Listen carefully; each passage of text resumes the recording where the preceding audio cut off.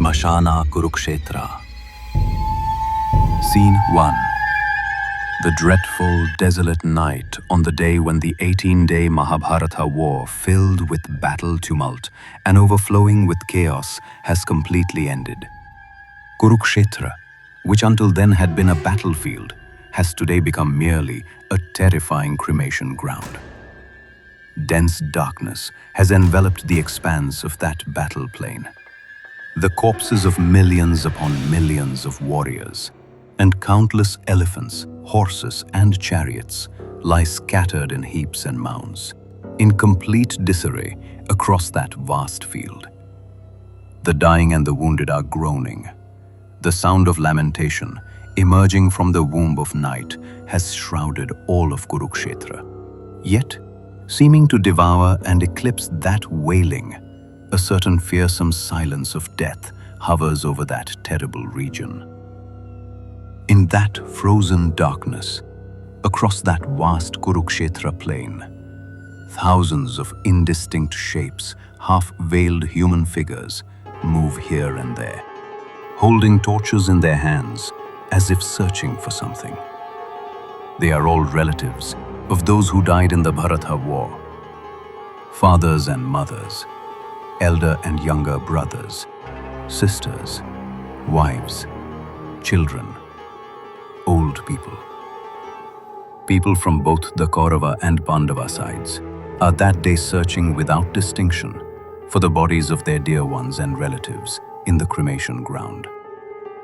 Wherever one looks, a grief-filled, terrible scene. That evening, the mace duel between Bhima and Duryodhana concluded. The Kaurava lord, his thigh broken, his crown fallen, still lives, groaning on the shore of Lake Dwaipayana. That same night, the Dwapara age ends and the Kali age begins.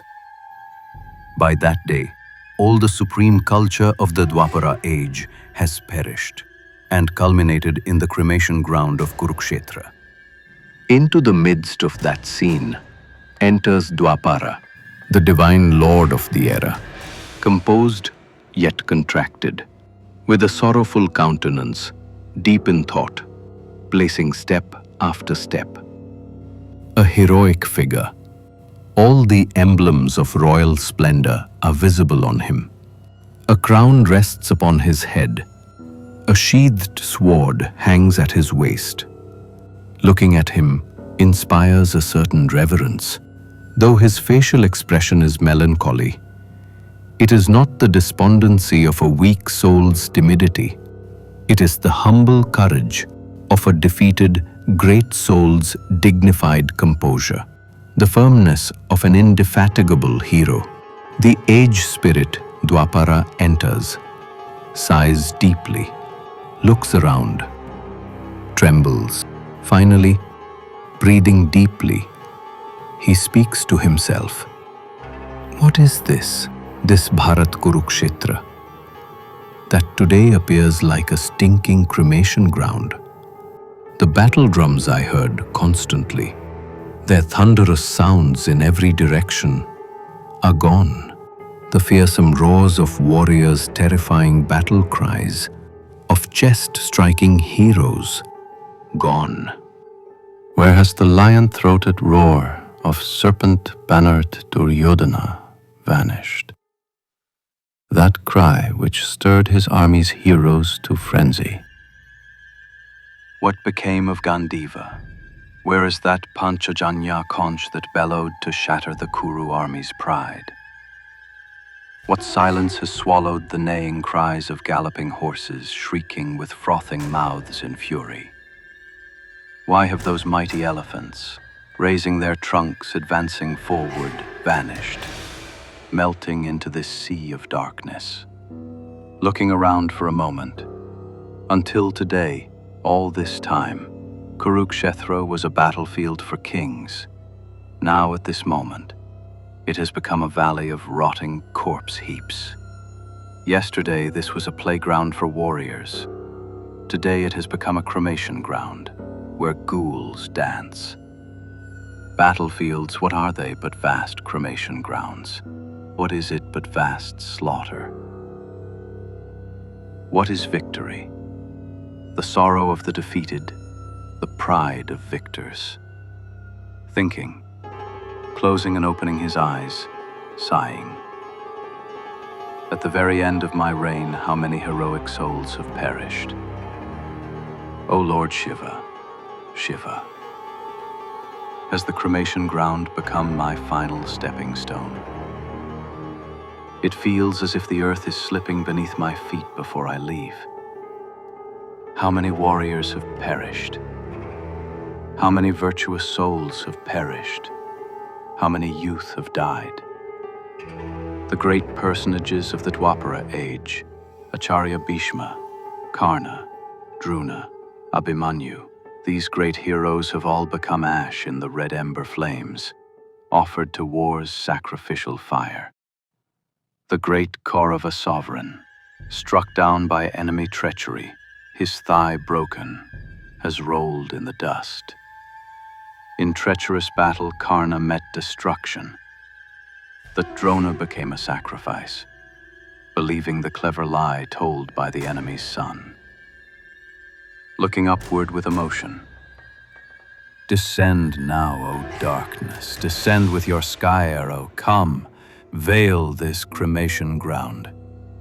O sun, unable to bear witness to the Kuru dynasty's final wretched state. You who sank into the Western Ocean, do not rise again. With your golden light, do not illuminate this terrible scene again. This is no longer Kurukshetra. It is now a great cremation ground.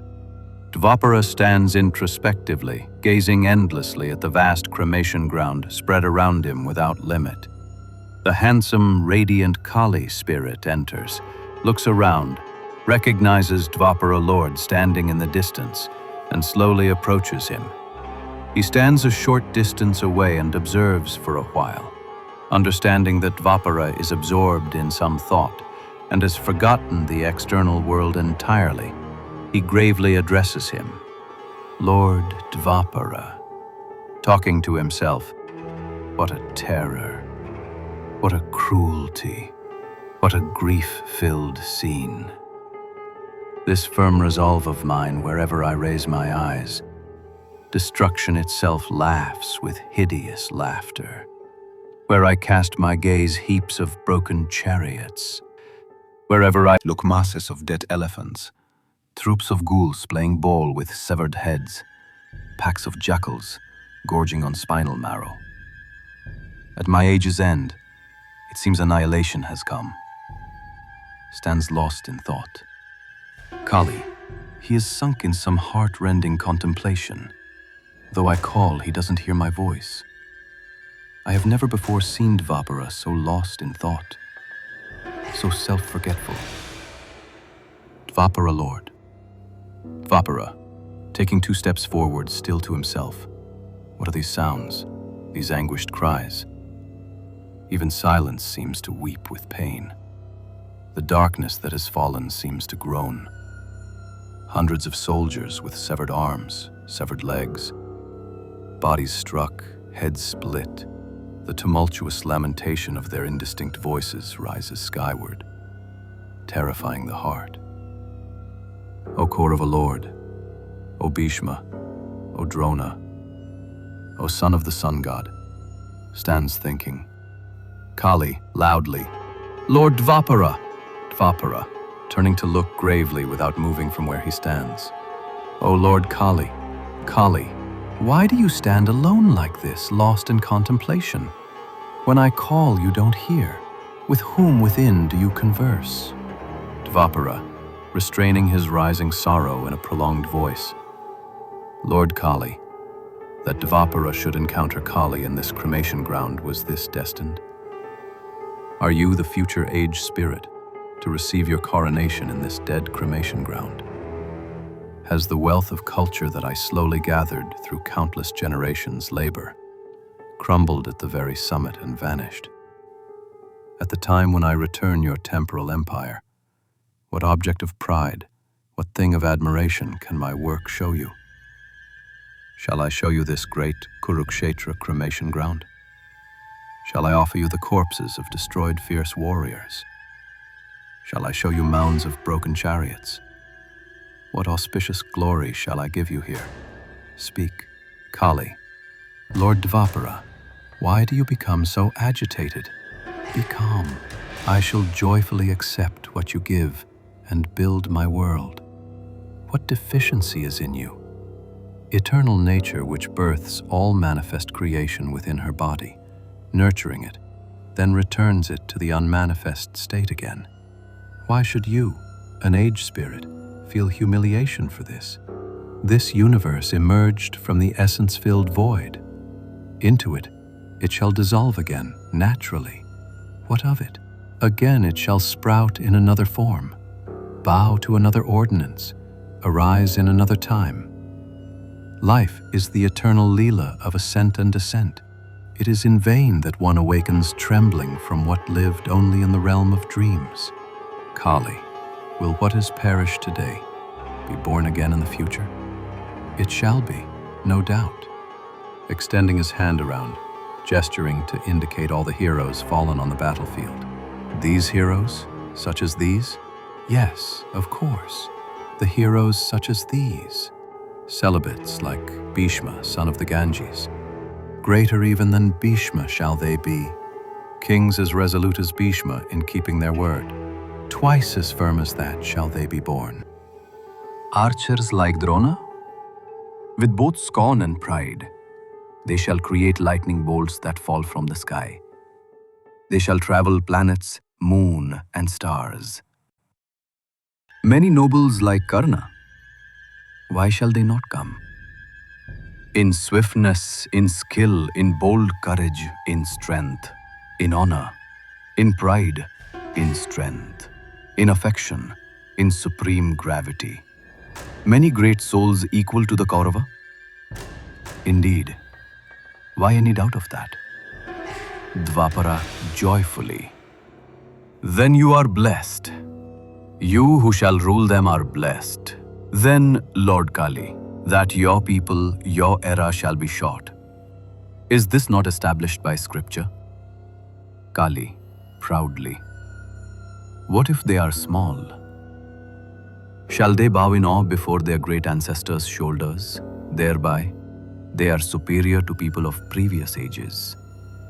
They have gained a vaster vision. Does not the snow-white mountain peak rising above the foothill stand more distinct? In death, new life is fermenting. In destruction, new creation rides to be born. When one word speaks truth, why 100 words? Death becomes the cradle of new life. Destruction becomes the spark of new creation. Dvapara. Shall I say that among ages, the Kali age is supreme? Kali. Whether it becomes supreme or not, shall I declare that now?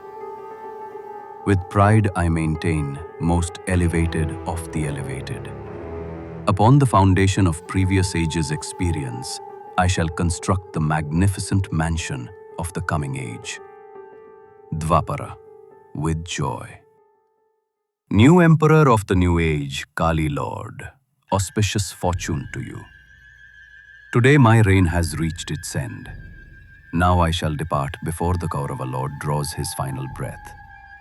I have an urgent desire to see him and speak with him. In my age, he alone showed the world through his skill, his strength, his incomparable firmness, what it means to be a great being.